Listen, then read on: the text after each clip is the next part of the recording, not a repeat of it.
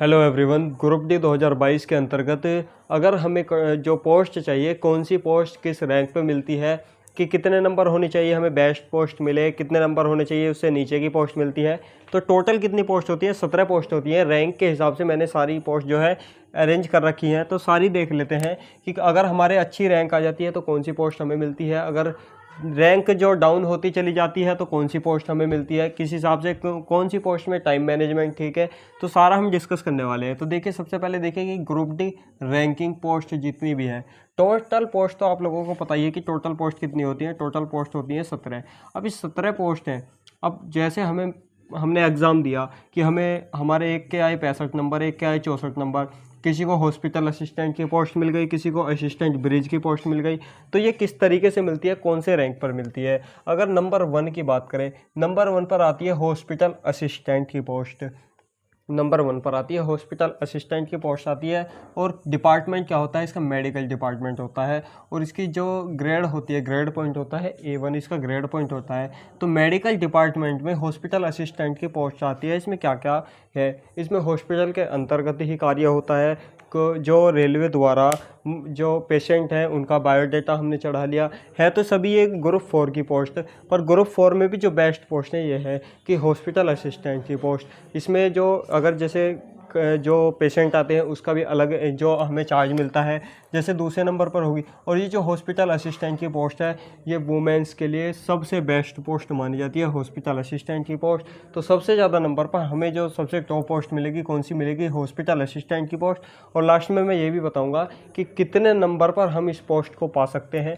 Number 2 पर देख लीजिए, असिस्टेंट वर्क्स और वर्कशॉप। ये इसमें दूसरे नंबर पर जो टॉप पोस्ट है, असिस्टेंट वर्कशॉप की पोस्ट है। इंजीनियरिंग के अंतर्गत ये आते हैं। जो असिस्टेंट वर्क्स होता है वर्कशॉप के अंतर्गत होता है। वर्कशॉप के अंतर्गत हमें इसमें काम करना पड़ता है। अगर इसके ग्रेड पॉइंट की बात करें तो A2 ग्रेड पॉइंट के अंतर्गत ये वाली पोस्ट आती है। काफ़ी बेस्ट पोस्ट है। नंबर 3 की बात करें, असिस्टेंट TRD।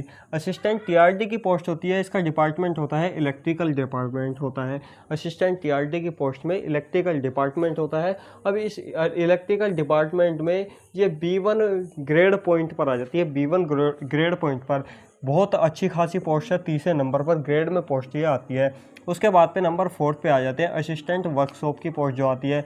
और ये भी जो वुमेंस के लिए बेस्ट पोस्ट मानी जाती है कि असिस्टेंट वर्कशॉप की पोस्ट है। मैकेनिकल के अंतर्गत ये आती है। डिपार्टमेंट कौन सा होता है? इसमें मैकेनिकल डिपार्टमेंट होता है। और इसका भी ग्रेड पॉइंट क्या होता है? B1 होता है। अब बहुत से क्या होता है, इसमें 2 टाइप की पोस्ट होंगी। एक पोस्ट तो होगी जो काम जो ज़्यादा भी करना पड़े पर उसमें सैलरी अच्छी खासी बन जाती है। एक पोस्ट वो होती है कि काम थोड़ा सा कम करना पड़े, काम आराम का मिले, चाहे सैलरी औरों से हमें 1500 रुपये कम मिल जाए। तो उस हिसाब से मैंने ये पोस्ट अरेंज की है। नंबर 5 पे आ जाती है असिस्टेंट ब्रिज की। जो ब्रिज के अंतर्गत का कार्य होता है, ब्रिज के लेवल का कार्य होता है सारा। और इंजीनियरिंग के अंतर्गत ये आ जाता है, जितने भी रेलवे के ब्रिज हैं। और इसकी जो ग्रेड पॉइंट होता है B2 होता है। काफ़ी अच्छी खासी असिस्टेंट ब्रिज की ये पोस्ट है। नंबर 6 पर आ जाती है असिस्टेंट C&W। असिस्टेंट C&W की पोस्ट आ जाती है, मैकेनिकल के अंतर्गत ये आ जाती है। मैकेनिकल के अंतर्गत आती है। और इसका ग्रेड क्या होगा? इसका ग्रेड भी हमारा B1 के अंतर्गत ही आ जाता है। ठीक है। असिस्टेंट लोकोसेड डीजल के लिए आ जाते हैं। अगर ये असिस्टेंट लोकोसेड डीजल है, ये मैकेनिकल के अंतर्गत आती है। B2 इसका ग्रेड है। लोकोसेड डीजल क्या होता है? जो डीजल के इंजन होते हैं उसमें हमें असिस्टेंट लोकोसेड का काम दिया जाता है। काफ़ी अच्छी ये भी पोस्ट मानी जाती है। उसके बाद में आ जाते हैं कि ऐसे ही असिस्टेंट लोकोसेड इलेक्ट्रिकल। अब डीजल की ट्रेन पहले थी जो डीजल से चलने वाली थी, तो उसमें क्या असिस्टेंट लोकोसेड डीजल वाले के जो ज्वाइनिंग होगी इसमें। अब जो इलेक्ट्रिकल ट्रेन आ रही हैं, बिजली से चलने वाली ज़्यादा आ रही हैं, तो इसमें असिस्टेंट लोकोसेड इलेक्ट्रिकल की पोस्ट है। और इलेक्ट्रिकल डिपार्टमेंट के अंतर्गत आती है। इसका भी ग्रेड पॉइंट, अगर हमें ये पोस्ट मिलती है, ग्रेड पॉइंट होगा इसका भी B2। उसके बाद में आ जाते हैं assistant operation electrical. Assistant operation electrical के अंतर्गत जितना भी इलेक्ट्रिकल काम होगा ये इलेक्ट्रिकल डिपार्टमेंट के अंदर और B3 ग्रेड के अंदर ये आता है।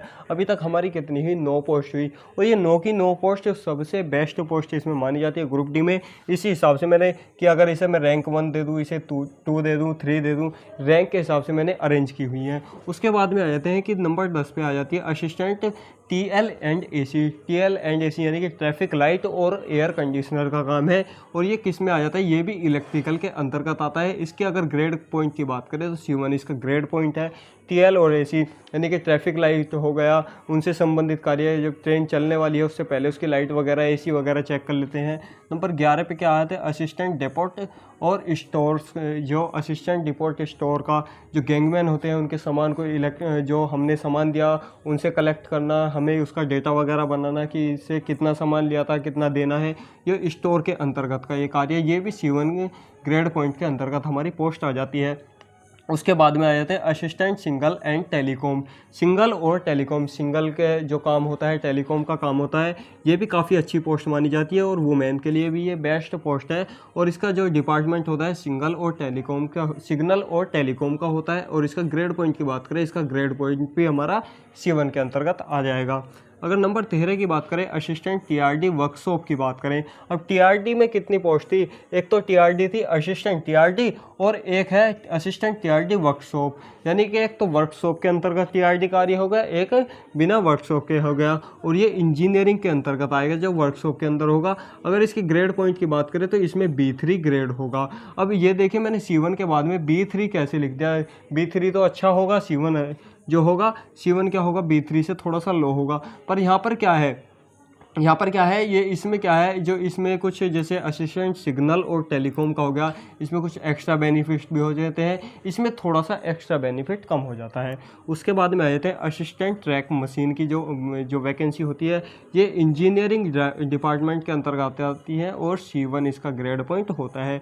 उसके बाद आ जाते हैं असिस्टेंट पॉइंट्समैन की बात आ जाती है, जो ट्रैफिक के लिए होते हैं। पॉइंट्समैन आप लोगों को पता ही है, ट्रैफिक के हरी झंडी वगैरह का जो काम होता है वे भी C1 के अंतर्गत ही आ जाते हैं। उसके बाद में आ जाते हैं असिस्टेंट TLHC वर्कशॉप। अब TL यानी कि ट्रैफिक लाइट और एयर कंडीशन, ये असिस्टेंट हो गया, यानी कि ये रेल का होगा। और एक हो जाता है वर्कशॉप का, यानी कि वर्कशॉप के अंदर से ही हमें चेकआउट करना है उसमें, तो ये भी इलेक्ट्रिकल के अंतर्गत आता है, B3 ग्रेड के अंतर्गत ये आ जाएगा। नंबर लास्ट पे आ जाती है ट्रैक मेंटेनर ग्रेड 4 की वैकेंसी आ जाती है। इंजीनियरिंग के डिपार्टमेंट के अंतर्गत ये आ जाती है। जो ट्रैक मेंटेनर होते हैं, गैंगमैन जिन्हें बोल देते हैं, तो ये C1 ग्रेड के अंतर्गत आती है। तो 17 इसमें पोस्ट थी, मैंने सभी पोस्टें आप लोगों को बता दी कि किस हिसाब से रैंकिंग वाइज पोस्ट है, किस रैंक पे कौन सी पोस्ट हमें अच्छी लगती है। और आप लोग ये बताइएगा कि आपकी अगर इसमें ग्रुप डी में ज्वाइनिंग हो जाती है तो आप कौन सी पोस्ट इसमें लेना चाहेंगे। अगर कोई आप लोगों को इससे रिलेटेड कोई डाउट है तो कमेंट सेक्शन में आप लोग भेज सकते हैं। और अगर चैनल पर आप लोग नए हैं तो चैनल को जरूर सब्सक्राइब करके बेल नोटिफिकेशन ऑन कर लेना, जो इस तरह की अपडेट आपको हमेशा हमारे चैनल से मिलती रहे।